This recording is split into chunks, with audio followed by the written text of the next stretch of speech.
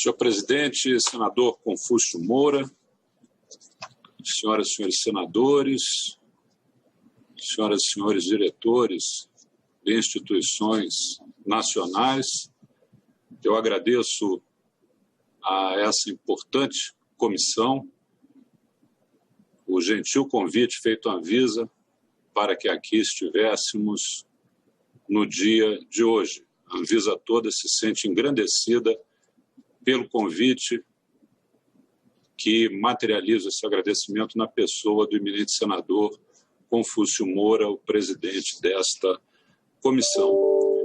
Eminente senador, eu pretendo, talvez de uma maneira um pouquinho diferente, se Vossa Excelência assim concordar, que deixe o meu tempo de fala para que somemos ao tempo de eventuais questionamentos, tanto dessa douta comissão quanto daqueles que estejam nos acompanhando, ou também estou pronto, se Vossa Excelência entender que seja mais adequado, que eu me manifeste quanto a temas específicos elencados agora. Eu estou à disposição da comissão. A agência ela tem se manifestado através de suas ações concretas, portanto, creio que talvez seja melhor dessa outra maneira, mas estou submisso à disposição da vontade da comissão.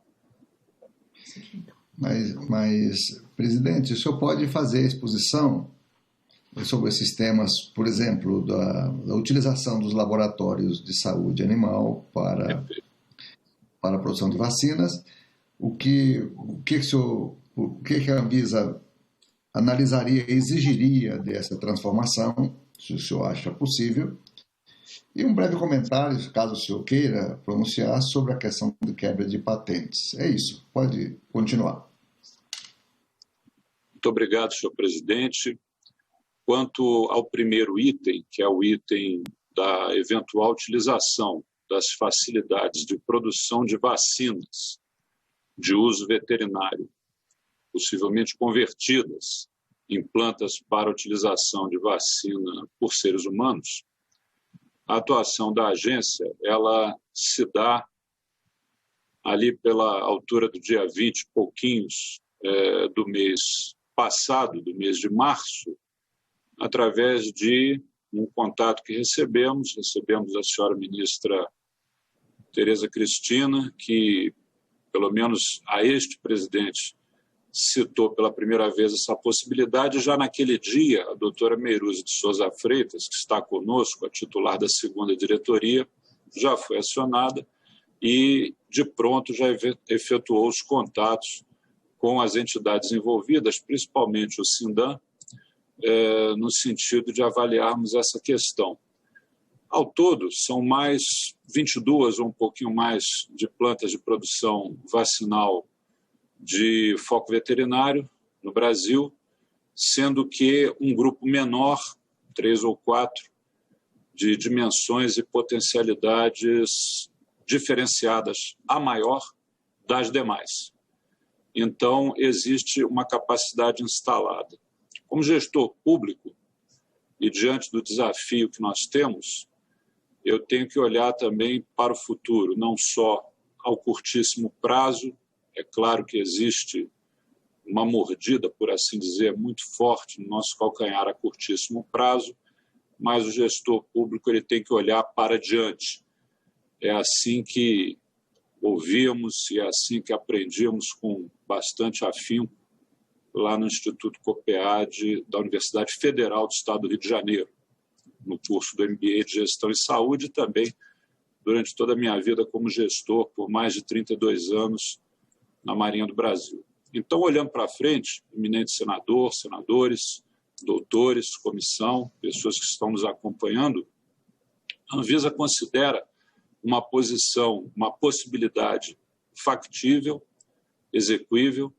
De fato, alguns investimentos serão necessários, há que se fazer determinadas elevações de nível de segurança biológica desses, por assim dizer, laboratórios, dessas áreas de fabricação vacinal, talvez algumas capazes de dominar o ciclo completo, outras não, talvez mais direcionadas à questão do invase, mas não é, na ótica da Anvisa, algo a ser descartado. Muito pelo contrário, entendemos que é algo a se evoluir.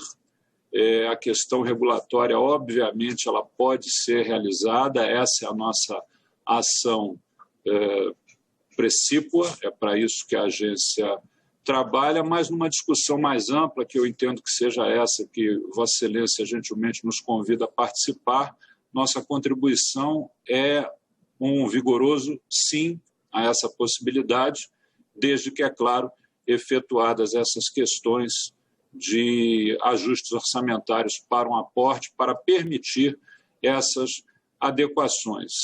O entendimento que temos aqui na agência, e não é um entendimento dos mais felizes, é que essa situação que atravessamos, ela está longe do seu fim.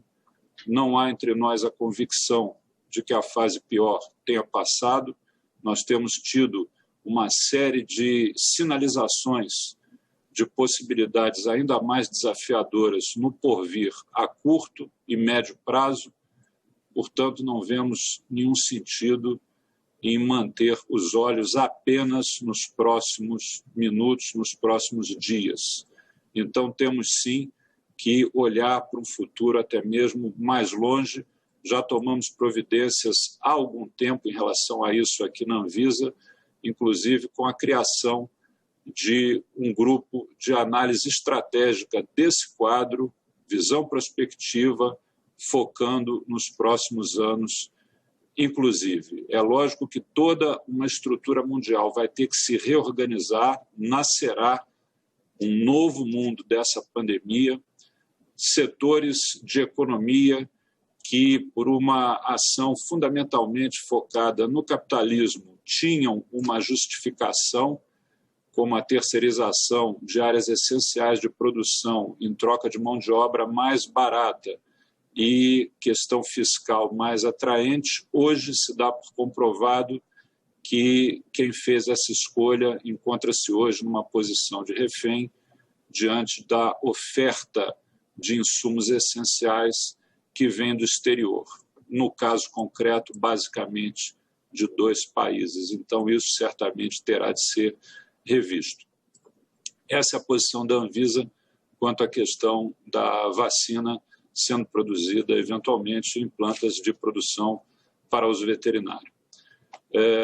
Quanto à outra questão que Vossa Excelência apontou, que é quanto à questão da quebra de patentes, a agência ela regulará aquilo que for instada a regular, obviamente dentro de um arcabouço legal que seja aquele vigente no país. No momento, há a questão do respeito às patentes e há, logicamente, um histórico. Nós já temos no passado quebras de patente, principalmente no caso da AIDS, que é, digamos assim, o exemplo de vulto mais recente que podemos elencar aqui de plano. Aconteceram outras situações. A atividade regulatória, ela, nesse campo específico da quebra de patentes, ela recebe informações dos organismos que não têm uma ação direta sobre a Anvisa, mas temos tratativas. A Organização Mundial do Comércio, por exemplo, ela tem um posicionamento bastante mais conservador em relação à questão de quebras de patente e, é claro, nós estamos tratando do negócio, por assim dizer, do ramo de negócio de maior vulto de toda a humanidade em todos os tempos. Nós temos hoje mais de 6 bilhões de clientes desejando o mesmo produto. E esse produto é fabricado por muito poucos no mundo.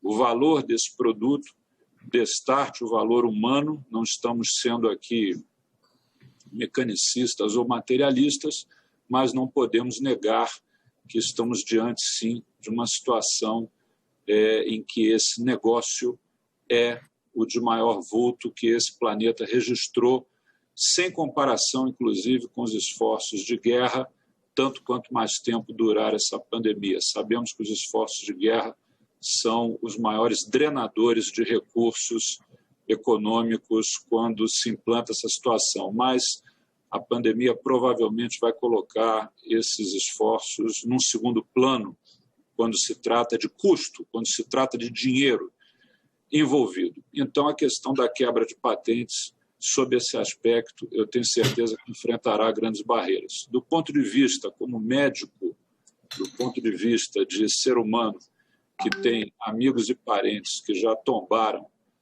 por essa pandemia e que já sentiu na própria carne os efeitos dessa doença, que é o meu caso, eu diria que a minha posição pessoal, faço bem essa restrição, posição pessoal é favorável à quebra de patentes. Eu vou me socorrer aqui de um eminente, ilustre brasileiro, talvez um dos maiores inventores que esse mundo já conheceu, nascido na cidade de Palmira, no estado de Minas Gerais. Hoje a cidade tem outro nome, em sua homenagem, o senhor Alberto Santos Dumont, quando perguntado sobre registro de patente das inúmeras invenções, sejam máquinas voadoras ou não, ele também inventou muitas outras, e ele disse: patente? Não. Ao contrário, eu quero que copiem o meu invento e o aprimorem, para que a humanidade saia beneficiada. É lógico que todos nós temos que pagar contas, todos nós temos que criar nossos filhos, nossos netos, e isso tudo tem custo, é lógico. O altruísmo de Santos Dumont não pode ser replicado de maneira universal. O fato é que estamos diante de um momento inédito na humanidade.